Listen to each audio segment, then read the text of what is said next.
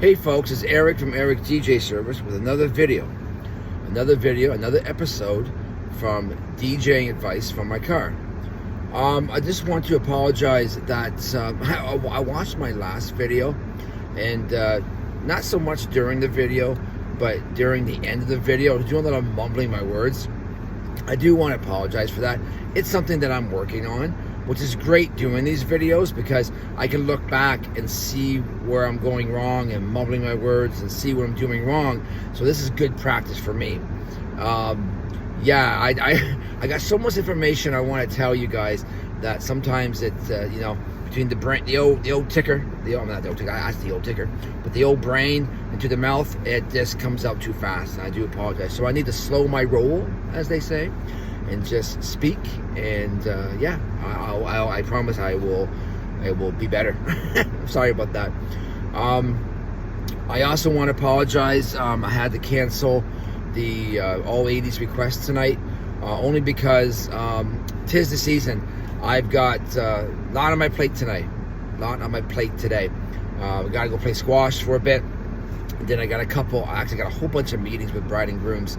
Remember I talked about consultations, that first meeting. The wedding season's almost here. Like, honestly, it feels like we just started winter, but people are really, really planning, and they want to meet with their DJs, which is very important. You should definitely meet with your DJs very soon if you're getting married this year. I'm talking to your old clients out there. So I got a bunch of meetings with brides. Of course, I can't miss that. That's a very important part of being a DJ, is meeting with your clients. And so I got a bunch of those today. So unfortunately, I'm not going to be able to do the all 80s request, but your good old Eric will make it up to you. Okay. Anyway. All right. So today's topic is very important. I'm not sure if too many DJs do this, and I hope they do.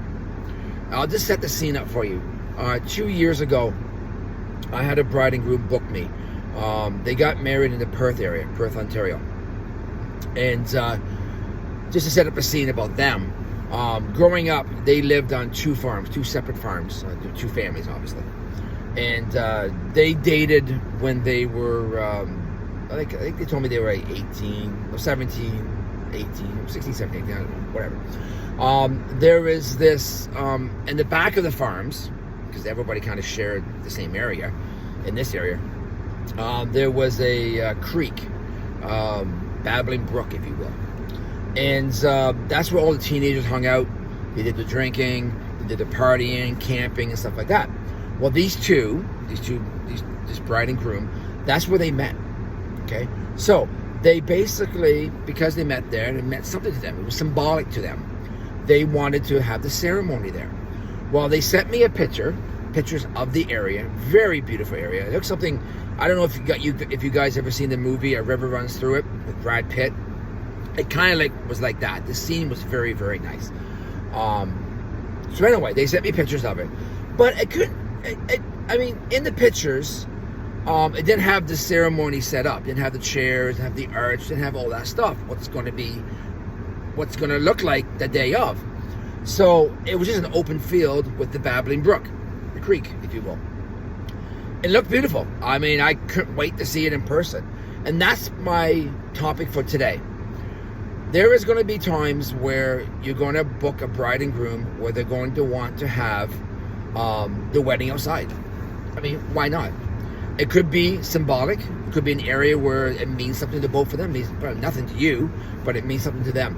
And they're going to ask you to please provide the ceremony, music, and stuff outside.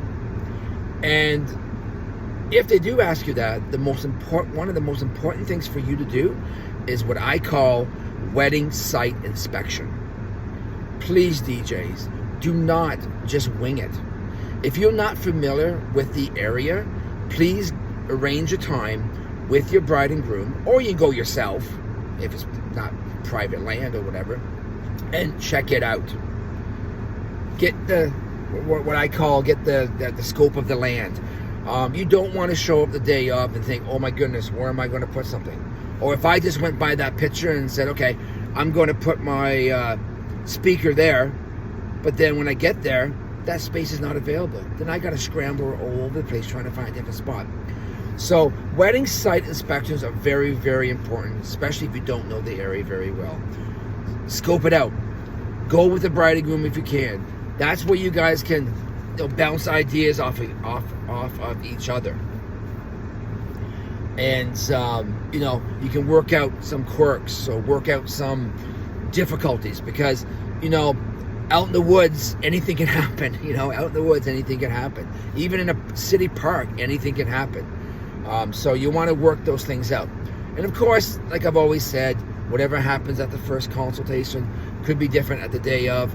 But you know what? At least you have that foundation, that ground, and you guys are on the same page.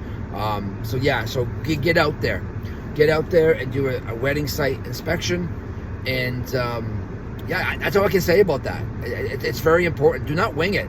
You don't want to be surprised, because sometimes surprises can cause problems, and you don't want problems, right? Anyway, folks, as I always say, if you are watching this on YouTube, hit the subscribe button. I said it right this time. And hit the like button as well. I'm working on it. Anyway, folks, you have yourself a great day, a great weekend. Be safe, have fun. Until next time, keep that music spinning. Peace.